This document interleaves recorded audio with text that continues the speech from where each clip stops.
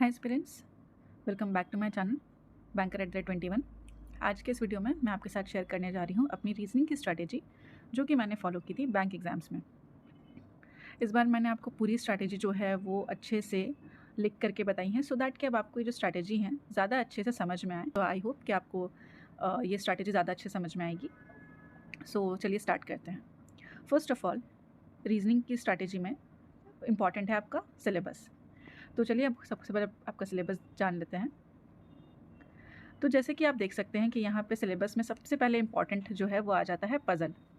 अब पज़ल में भी बहुत सारे टाइप के पज़ल हैं, floor based, flat and floor based, then stack based, days, year and month based, week days based and variable and without variable puzzles.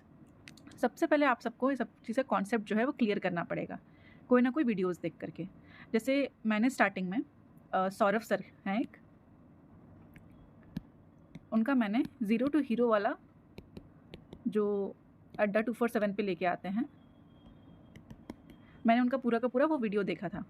उससे at least आपको क्या होगा कि बेसिक टाइप से पज़ल या कोई भी टॉपिक जैसे सिलॉग्स, इनइक्वालिटीज़, ये सब कुछ आपको सॉल्व करने का एक बेसिक आइडिया हो जाएगा। ठीक है, तो मैंने इनका फॉलो किया था। इन केस अगर आपको दूसरे ट्यूटर का भी अच्छा लगे तो आप दूसरे ट्यूटर को भी फॉलो कर सकते हैं, whether it is on Unacademy और थ्रू यूट्यूब ओनली।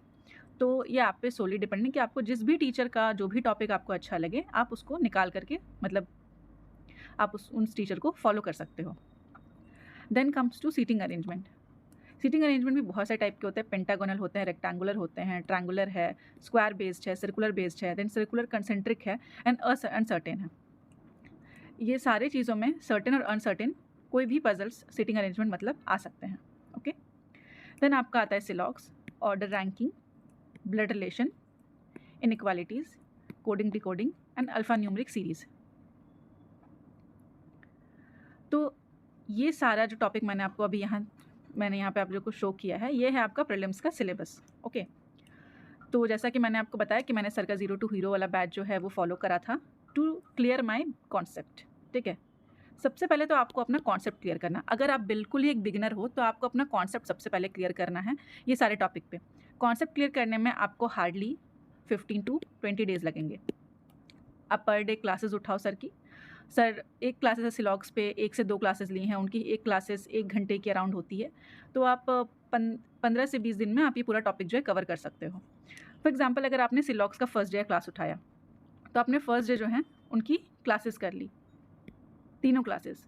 ठीक है, अगर वो 3 क्लासेस लेते हैं तो आपने उनकी तीनों क्लासेस, क्योंकि सर जो है ना वो basic to medium high level की क्लासेस जो हैं वो कंडक्ट करा रहे थे उस टाइम पे। तो आई थिंक वो प्लेलिस्ट अभी भी होगी, आप वो प्लेलिस्ट पे जाओ और आप अपने बेसिक्स जो है फर्स्ट ऑफ ऑल क्लियर कर लो। और जिनकी ऑलरेडी बेसिक क्लियर है तो यार आप ना अब वीडियोज़ पे ध्यान मत दो, आप सीधे चले जाओ प्रैक्टिस पे। क्योंकि जब मेरी ये सारी चीज़ों की बेसिक क्लियर हो गई थी या जैसे जैसे क्लियर होते जा रही थी, मैं पर डे ना प्रैक्टिस करती थी।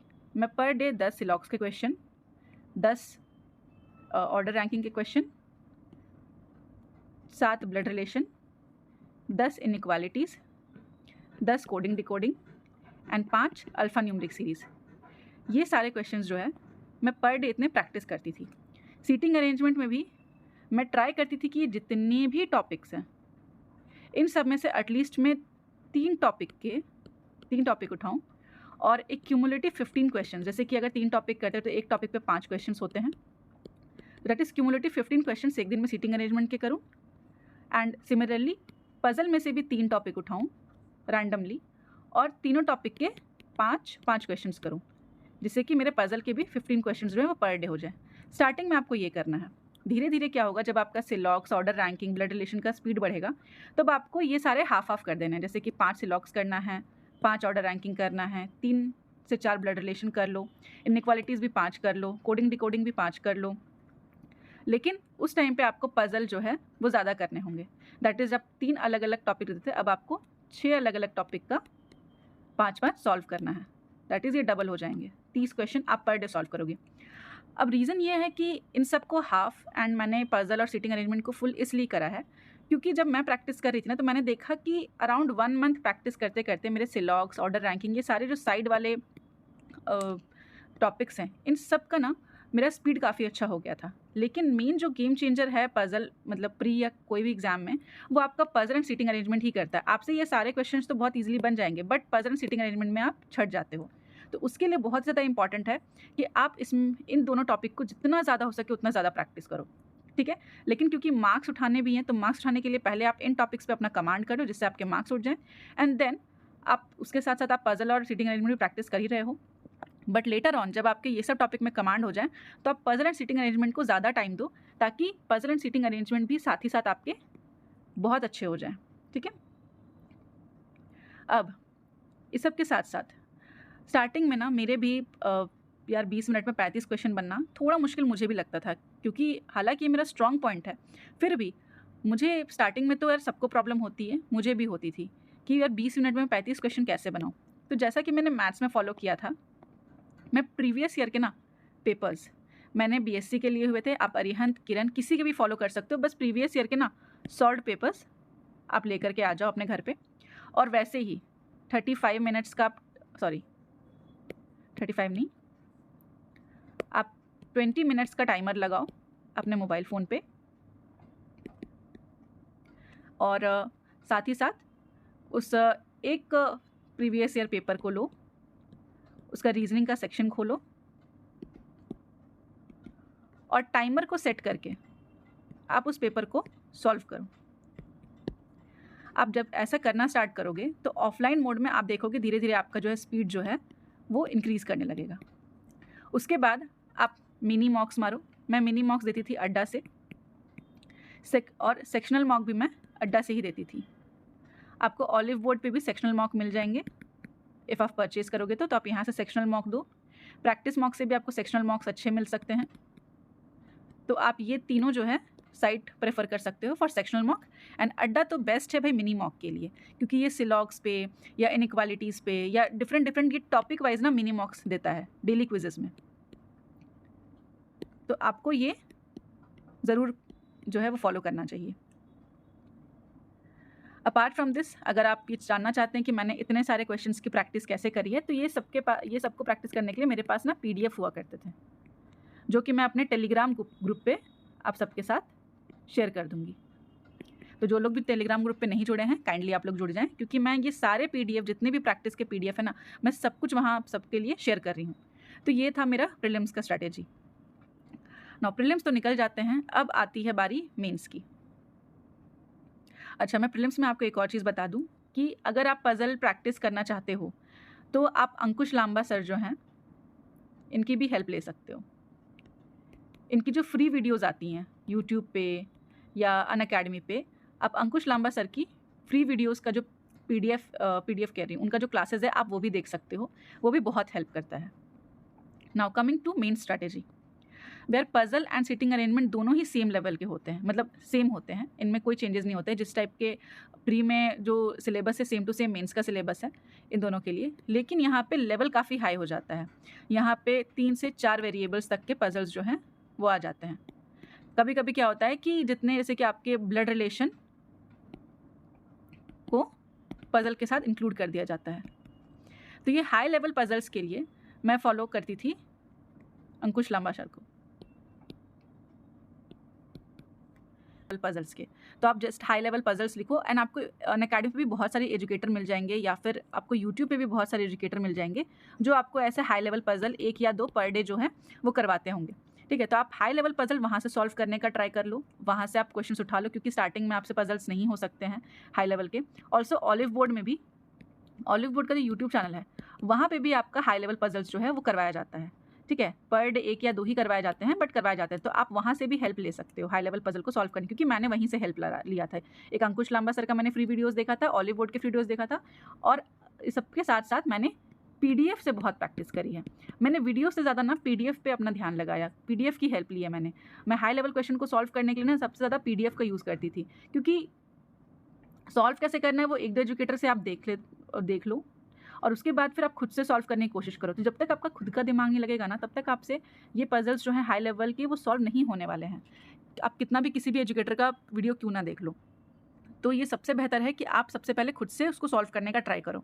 अगर आपसे नहीं होता तो फिर आप PDF के जो आंसर्स दिए हैं उनमें जाओ, उनको समझने की ट्राई करो और वापस से आके फिर से वो क्वेश्चन को सॉल्व करो। आप देखो आपसे कहाँ मिस हुआ है, क्योंकि मैं यही करा करती थी। ज़्यादा से ज़्यादा अगर मैं वीडियोज़ पे ज़्यादा इन्वॉल्व रहती तो यार वो ठीक है, वहाँ मुझे बना करके दे रहे हैं, मैं देख ले रही हूँ, मैं सीख ले रही हूँ, लेकिन मेरा अपना दिमाग कैसे चलेगा? तो वो जो है वो पीडीएफ के द्वारा ही चलता था कि पीडीएफ में जो भी पीडीएफ हाई लेवल के पीडीएफ जो है मेरे पास होते थे, मैं उनसे क्वेश्चंस जो है वो पर डे 5-5 क्वेश्चंस पज़ल के लिए, दोनों का high level 5-5 questions per day जो है वो सॉल्व करा करती थी। अब बारी आती है मशीन इनपुट एंड आउटपुट की। तो मशीन इनपुट एंड आउटपुट की भी मैं पर डे 5 क्वेश्चंस जो है वो सॉल्व किया करती थी। इसके लिए भी मैंने यूट्यूब से ही हेल्प लिया था बेसिक कॉन्सेप्ट क्लियर करने के लिए कि आखिर कैसे होता है मशीन इनपुट एंड आउटपुट। इसका मैंने कॉन्सेप्ट क्लियर करने के लिए बस यूट्यूब पे लिखा how to do machine input and output questions, वहाँ पे मुझे कॉन्सेप्ट के वीडियोज़ आ गए, मैंने 1 से 2 वीडियोज़ देखी and then I went to practice this questions. Reverse syllogism, reverse syllogisms क्या होता है कि इसमें ना आपको स्टेटमेंट जो है ऑलरेडी स्टेटमेंट निकालना होता है कंक्लूजन से, दैट इज़ आपके कंक्लूजन ऑलरेडी दिए रहते हैं एंड आपको स्टेटमेंट एज अ क्वेश्चन दिया रहता है। दैट इज़ कि आपको कंक्लूजन देख करके ये बताना है कि आखिर कौन कौन से इसके स्टेटमेंट जो है हो सकते हैं। इसका भी कॉन्सेप्ट आपको यूट्यूब पे ही मिल जाएगा। देखो यार, मैंने मेंस के लिए किसी भी स्पेसिफिक ट्यूटर को फॉलो नहीं किया था, मैंने बस सबके कॉन्सेप्ट जो है वो यूट्यूब पे जा करके देखे थे और सबका कॉन्सेप्ट सीखा एक आध वीडियो से। Coded blood relation and coded inequalities, ये सब जो हैं आपको क्वेश्चन में देखने को मिलते होंगे कि एंड या फिर ऐसे स्टार मार्क करके या फिर ऐसे प्लस साइन करके आपको क्वेश्चंस जो हैं वो दिए रहते हैं। That is A star mark B, जहाँ पे स्टार मार्क का मतलब है A is father of B, ठीक है। और फिर आपके क्वेश्चन दिया रहता है, आपको उस क्वेश्चन को फिर ये स्टार मार्क या वो जो डॉलर का साइन होता है वो देख करके आपको समझना होता है कि ये क्या आप कहना चाह रहे हैं, इनका क्या रिलेशन बैठ रहा है। तो ये सब को सॉल्व करने का ना यार सिर्फ एक ही तरीका है and that is practice, nothing else. इसके लिए कोई कॉन्सेप्ट नहीं है, कोई शॉर्टकट नहीं है। आप जितनी इसको प्रैक्टिस करोगे उतना आपका क्वेश्चंस जो है वो सॉल्व होता जाएगा, उतना स्पीड आपका बढ़ता जाएगा। तो मैं ट्राई करती थी कि मैं पर डे कम से कम 7-7 ये दोनों सॉल्व कर लूँ, क्योंकि ये सब एग्जाम्स में आते हैं।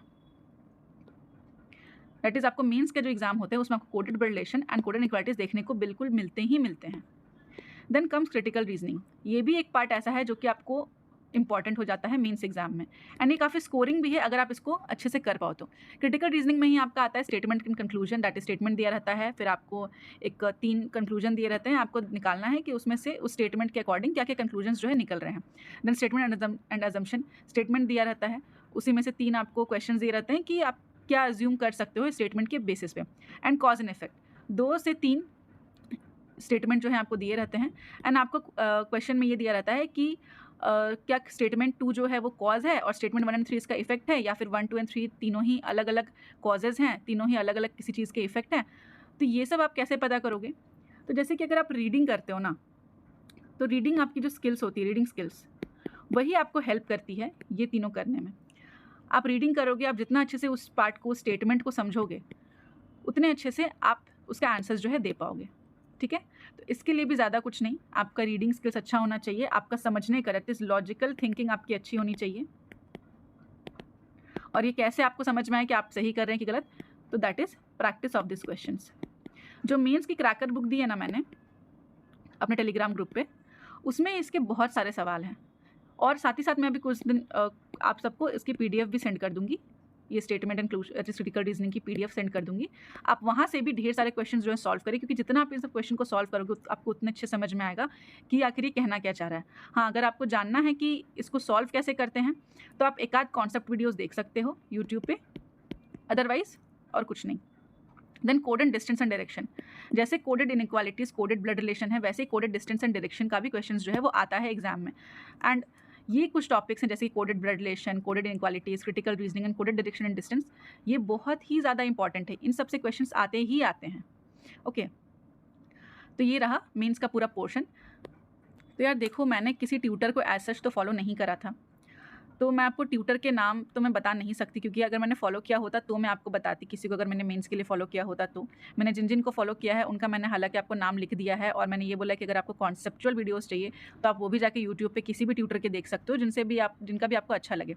बट इन केस अगर आपको सिर्फ एक ही टीचर से देखना है तो मैं आपको रिकमेंड करूँगी रवि सर को। रवि सर का सुपर 50 का एक बैच चलता है, ठीक है, बट ये आई थिंक ये पेड है, ठीक है। इनका नंबर मैं आपको जो है वो डिस्क्रिप्शन में दे दूँगी। इन केस अगर आपको इनसे कांटेक्ट करना हो तो आप इनसे कांटेक्ट कर सकते हो। ये भी बहुत अच्छा पढ़ाते हैं। आपको ये मेंस और प्री के लिए जो है वो अच्छा गाइड करेंगे।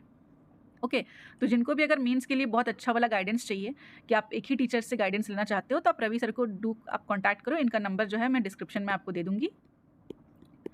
अपकमिंग एग्जाम्स के लिए आप इनसे मेंस का जो है वो क्लासेस जो है आप ले सकते हैं। ओके, नाउ अब जैसा कि मैंने आपको बताया कि पजल 5 आपको सॉल्व करने हैं high level per day, sitting arrangement भी high level per day, machine input output भी 5 पर डे, रिवर्स लॉजिज्म भी आप 5 पर डे कर लो, coded blood relation 7, coded inequality 7, critical reasoning के आप 10 क्वेश्चन करो per day solve, and coded distance and direction के भी 7 क्वेश्चन पर डे करो। ये अगर आपका पर डे का रूटीन बनता है तो यार आपको मेंस निकालने से तो कोई नहीं रोक सकता। और हाँ, मेंस में सबसे इंपॉर्टेंट होता है ना आपका क्वेश्चन का सिलेक्शन, और वो भी मेनली पजल्स का। उसमें 2-4 पजल्स ऐसे दिए ही होते हैं जिसमें आप फंस जाओ, तो आपको वो पजल सेलेक्ट करने जो आपसे बनेंगे। पर वो आप सिलेक्ट कैसे करोगे और वो आपको सिलेक्शन का आपको आइडिया कैसे आएगा, तो प्रैक्टिस से आएगा। इसलिए मैं कह रही हूँ कि आप जितना हो सके रीजनिंग को उतना प्रैक्टिस करो। रीजनिंग का कोई और तोड़ नहीं है दोस्त एक्सेप्ट प्रैक्टिस का। अब मॉक टेस्ट की बारी।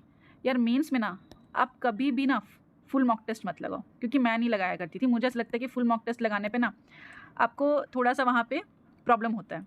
मैं हमेशा सेक्शनल लगाया करती थी। प्री आप फुल लगाया करो, लेकिन अब मेंस हमेशा सेक्शनल लगाओ, क्योंकि आपके पास टाइम बहुत होता है। एक ही चीज़ आपके पास जो इंपॉर्टेंट है वो है आपको क्वेश्चन का सिलेक्शन। इसलिए मैं कह रही हूँ कि मेंस का जो है ना आप मॉक टेस्ट जो है सेक्शनल लगाओ। अगर आप ऑलरेडी तैयारी कर रहे हो, मतलब आप बिगिनर नहीं हो, आप अच्छा खासा तैयारी कर चुके हो, आपका प्री ये सब निकलता है, तो आप ऑल्टरनेट डेज पे एक मेंस का मॉक लगाओ, ठीक है। और ये जो मेंस की स्ट्रैटेजी मैंने बताई है ये आप ट्राई करो पर डे फॉलो करना, क्योंकि अब आपकी प्री की अच्छी हो चुकी है। और जो बच्चे बिगिनर हैं उनको तो मैं कहूँगी आप सबका पहले कॉन्सेप्ट वीडियोस देखो, 15 से 20 दिन में कॉन्सेप्ट वीडियोस आपकी पूरी हो जाएगी। एंड देन जैसे जैसे मैंने आपको प्रैक्टिस करने बोला आप ऐसे ऐसे प्रैक्टिस करो। आप देखना 100% गारंटीड मैं कह रही हूँ आपकी स्पीड बढ़ जाएगी। और आप 35 क्या यार, आप 20 क्या, इवन हमको लगता है 18 से 19 मिनट में आपके 35 क्वेश्चन सॉल्व हो जाएंगे, क्योंकि मेरे खुद के हुए हैं। चूँकि आप सब मुझसे मॉक टेस्ट का पूछते रहते थे कि मैम आप मॉक टेस्ट कहाँ से लगाती हैं, तो ऑलिव बोर्ड, प्रैक्टिस मॉक, अड्डा 247 text book and previous year paper जो कि बीएससी अरिहंत या किरण किसी के भी आप ले लो, इन सब से ही मैंने मॉक टेस्ट जो है वो लगाया है, ठीक है। सो आई होप आप सबको ये वीडियो पसंद आई हो। एंड अगर आपको मेरी स्ट्रैटेजी अच्छी लगी हो then please like, share and subscribe my channel. Also अगली वीडियो आपकी जाएगी जीए स्ट्रैटेजी के ऊपर। Okay, so thank you, take care, all the best aspirants. आप प्रैक्टिस करते रहिए एंड मेरे टेलीग्राम चैनल को ज़रूर से ज़रूर ज्वाइन कीजिए, क्योंकि मैं आप सबको वहीं पे सारे पीडीएफ्स जो है प्रोवाइड कर रही हूँ। ओके, सो बाय, गुड लक।